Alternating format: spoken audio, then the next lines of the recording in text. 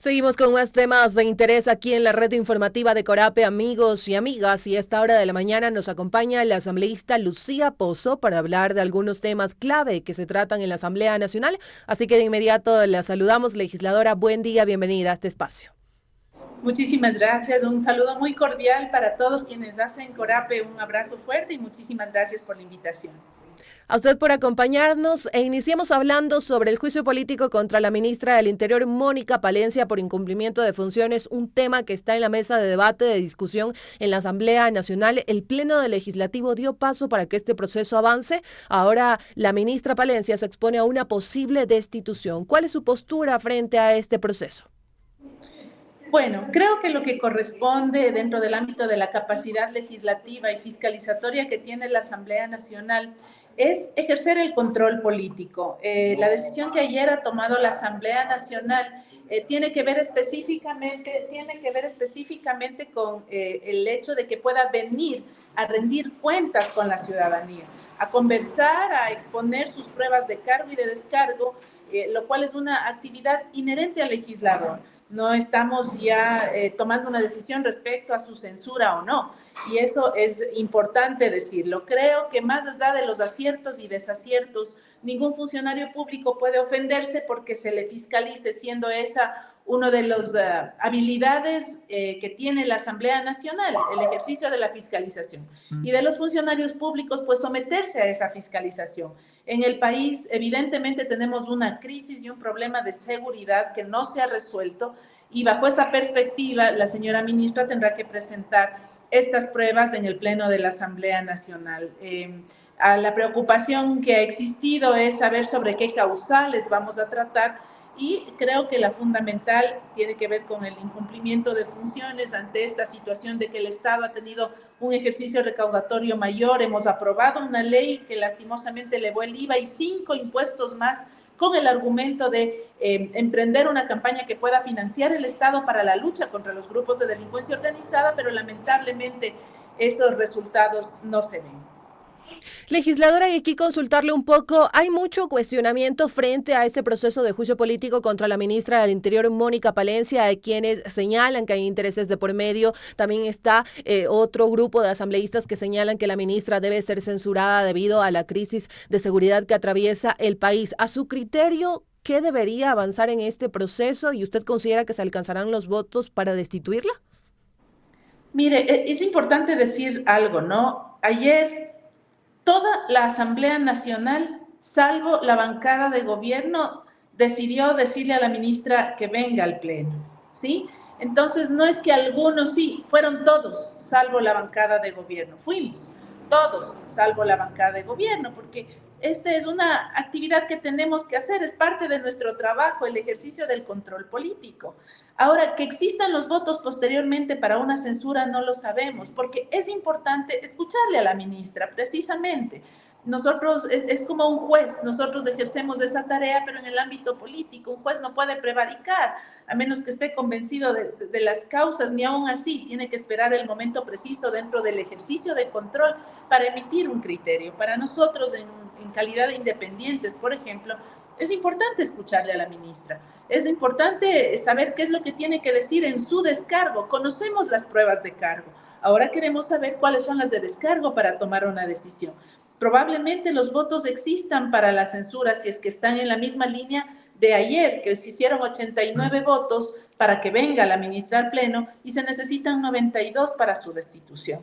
Probablemente no existan y convenzan los argumentos que ella puede esgrimir en esa lucha que manifiesta el gobierno que ha existido en contra de los grupos de delincuencia organizada, pueda presentar resultados, pueda decirnos que en el Ecuador vivimos con más tranquilidad, que estamos libres ya en una gran medida de la violencia. Hay que escuchar. No le podría yo decir si es que los votos existen o no, porque creo, al menos en el ámbito de los independientes a quien yo represento y soy su vocera, decirle que nosotros vamos a esperar a escucharle a la ministra para tomar una decisión equilibrada, porque nosotros no estamos cargados ya de una posibilidad de decir, no, se va porque se va. No, no, no puede ser así. Nosotros tenemos que escuchar. Tenemos ciertos criterios, sabemos que efectivamente han habido muchas deficiencias en el manejo y en el control de la delincuencia, del narcotráfico, de la violencia, pero hay que escuchar.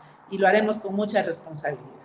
Legisladora, y usted ha mencionado lo importante y ha señalado que el trabajo de los asambleístas de la Asamblea también es parte del trabajo de control político. ¿Usted considera que quizás ha existido este porcentaje de ministros, de autoridades que se incomodan, que les molesta, que les llamen a la Asamblea Nacional precisamente para que ustedes cumplan con el control político y conocer las acciones que ellos están realizando en beneficio del país? Sí, por supuesto, y eso es evidente porque no hubo ningún inconveniente por parte del ex viceministro Esteban Torres de decir que están prohibidos los ministros de ir a la asamblea. Imagínese usted, eso nadie está por sobre la ley. La ley nos manda a los legisladores a fiscalizar a los ministros, a revisar cuál es su actitud, porque no es Lucía Pozo, es la representación de Lucía Pozo de miles de imbabureños y así de todos los representantes de la asamblea. Entonces, sí, ha sido evidente que les molesta, que no les gusta, pero creo que deberían tomar el ejemplo de la señora ministra fiscal general del Estado, por ejemplo, que ella, por un tema de salud que todos lo conocen, no podía asistir a un juicio político y antes de que le vuelvan a llamar, cuando ella se sintió bien, dijo, aquí estoy, enjuícienme. No tuvieron los votos para hacerlo porque pudo demostrar cuál es su trabajo, cuál es esa tarea, más allá de las intenciones de un partido político que tiene una agenda clara de quitarle de en medio a la fiscal. No existieron los votos.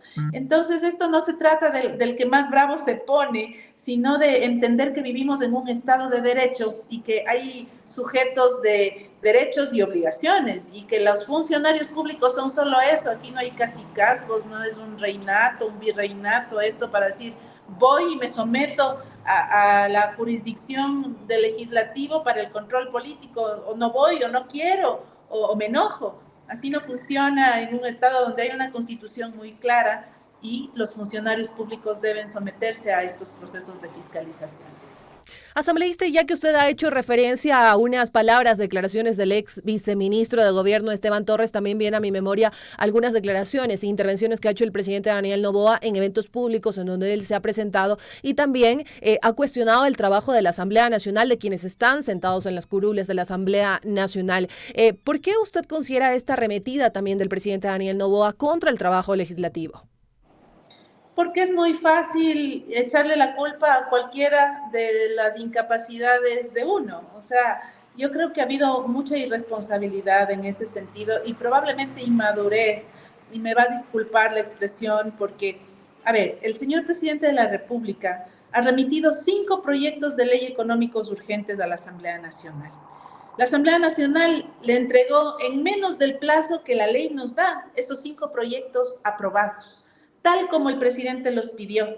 El presidente en esa época nos felicitó a la Asamblea Nacional. Todos esos votos con los que se aprobaron sus leyes también fueron los votos de gobierno, entre ellos incluidos la ley de eficiencia energética que el gobierno decidió nombrarle no más apagones. Nosotros legislamos y fiscalizamos. El Ejecutivo ejecuta. Nosotros entregamos nuestra parte con felicitaciones del señor presidente. Pero si el Ejecutivo no tiene la capacidad de ejecutar, no podemos darle haciendo la tarea, ¿sí? Y es muy fácil para el presidente echarnos la culpa a la Asamblea de lo que él no puede ejecutar, cuando nosotros ya hicimos lo que en nuestra jurisdicción nos es inherente y competente. Y seguirle echando la culpa a la Asamblea Nacional de los errores propios es muy complicado. Entonces el problema es ese y radica fundamentalmente en esa situación. Yo creo que el Estado, el gobierno debe asumir sus responsabilidades, comprender que tuvimos un presidente que dijo hace 9 meses, cuando asumía las funciones o antes, me parece que en el debate presidencial había indicado, perdón un momentito, que él tenía la capacidad de resolver en 9 meses el proyecto y la ley energética en el país. Y han pasado 11 y estamos en los problemas que estamos. Entonces, hay un poco de mentiras que se le han esgrimido a los ecuatorianos y en ese sentido creo que hay que tener también la responsabilidad de asumir las consecuencias de esos errores o esa falta de conocimiento, porque evidentemente lo público es complejo. Y ya que usted ha mencionado estos proyectos que ha enviado el presidente Daniel Noboa a la Asamblea Nacional, la Comisión de Desarrollo Económico de la Asamblea aprobó el informe para primer debate de esta ley económica urgente enviada por el mandatario. Con ella se busca, entre algunos puntos, lo que se ha señalado, impulsar las inversiones privadas en el sector energético. ¿Cuál es su postura frente a esta nueva propuesta del presidente Daniel Noboa en la mesa de la Asamblea Nacional? Primero, indicar una aclaración. Esta ley a la que yo me he referido, la ley económica urgente en materia de eficiencia energética que denominaron no más apagones, fue aprobada tal como la envió el presidente de la República, ¿sí? Fue aprobada con los votos de la bancada del presidente de la República. Fue aprobada en el mes de enero con las felicitaciones a la Asamblea Nacional del presidente de la República. Les invito a revisar las declaraciones que hizo después de su aprobación. Garantizó que con eso él iba a ejecutar lo necesario para no tener un problema de crisis energética. Mire usted lo sucedido. Ahora dice, la Asamblea no me aprobó. Entonces, sigue echándole la culpa de sus errores a quienes le dimos y pusimos la pelota en la cancha del Ejecutivo. Entonces, eso hay que aclararlo. Si es que hay correcciones que quiera hacer, si es que hay algunas otras medidas que se deban tomar, yo no tengo ningún problema. Creo que evidentemente hay que hacer algunos ajustes en razón de la incapacidad del Estado de dar respuesta al déficit energético que tenemos, y ahora lo que se quiere es darle a los privados esa posibilidad. Me parece adecuado y probablemente debamos además incorporar nuevas y otras medidas alternativas que provienen de expertos en el área que desde hace mucho tiempo atrás le vienen diciendo al señor presidente qué es lo que se debe hacer y no lo han hecho. Así que es una buena posibilidad, pero lamentablemente debo volverle a comentar, y esto tiene que saber la ciudadanía. Ya fue antes de ayer el primer debate, la apertura de las comisiones generales en la comisión que está tratando este proyecto del presidente. Y ya pasa el primer informe nuevamente sin ninguna corrección, tal cual lo envía el presidente de la República. Entonces, no están acogiendo lo que la ciudadanía indica, lo que la ciudadanía pide, lo que los expertos manifiestan. Vamos nuevamente a poner en cancha del señor presidente todo lo que él pide de la manera que ha solicitado que se actúe, y vamos a ver si es que en esta ocasión existe una respuesta adecuada. Seguimos en entrevista con la legisladora por Imbabura, Lucía Pozo, y ya para ir culminando un poco este diálogo, también consultarle acerca de esta nueva conformación de la Asamblea Nacional. La elección del primer vicepresidente de la Asamblea tiene retrasos, está sin consenso entre las bancadas y no existe una fecha para su designación. ¿Cuándo esperamos se cristalice este tema ya en la parte final, legisladora? Yo creo que la semana entrante definitivamente se deberá tomar una decisión. No creo que pueda dilatarse más este proceso. Hay unos diálogos que se han manejado a la interna de la Asamblea. Nosotros, en calidad de independientes, hemos indicado que nos parece justo que si es que no pueden ponerse de acuerdo, esa posibilidad se le dé a este sector. Hay personas valiosas que no serán candidatos además a las elecciones posteriores del mes de febrero del 2025, y eso le daría además cierta estabilidad a este cargo, ¿no? Porque quien ejercería esas funciones de primer vicepresidente deberá asumir la presidencia de la Asamblea durante el mes de actividad de campaña. Así que vamos a ver qué es lo que sucede. Nosotros hemos planteado esa posibilidad, y si es que no hay un acuerdo pleno entre la mayoría de bancadas, vamos a poner uno o dos nombres en consideración de las mismas y solicitar que se nos dé la oportunidad a las minorías de representarles también en este espacio. Perfecto, legisladora, muchísimas gracias por acompañarnos. Esperamos tenerla en otra próxima ocasión para continuar hablando acerca de este trabajo legislativo y ya ir conociendo también acerca de esa agenda de trabajo que usted ha propuesto en la Asamblea y cómo va avanzando. Muchísimas gracias. Muchísimas gracias también, le agradezco mucho. Que pase bien, amigos y amigas. Nos vamos a una pausa. En breve regresamos con ustedes.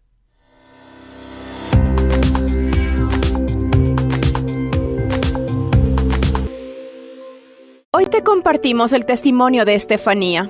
En sus palabras, conoceremos posibles alternativas para no perder la fuerza cuando decidimos salir del ciclo de la violencia. Para mí fue bastante difícil salir de la relación que yo tenía con mi pareja, y uno de los motivos por los que decidí salir fue darme cuenta que mis hijas presentaban dificultades emocionales. Estefanía, la decisión que tomaste fue muy importante. ¿Y ahora qué nos dirías a las mujeres que te estamos escuchando? Bueno, yo les diría a las mujeres que están viviendo situaciones como estas que confíen en ellas mismas, confiar en nuestra intuición, confiar en esa vocecita que nos dice que algo no está bien y que tenemos que salir. Gracias, Estefanía, por alentarnos a identificar nuestras fortalezas. Un mensaje de Aquanuna y Medicus Mundi Mediterránea con el apoyo de Generalitat Valenciana en coproducción con Corape. Campaña comunicacional Florecemos en Resistencia.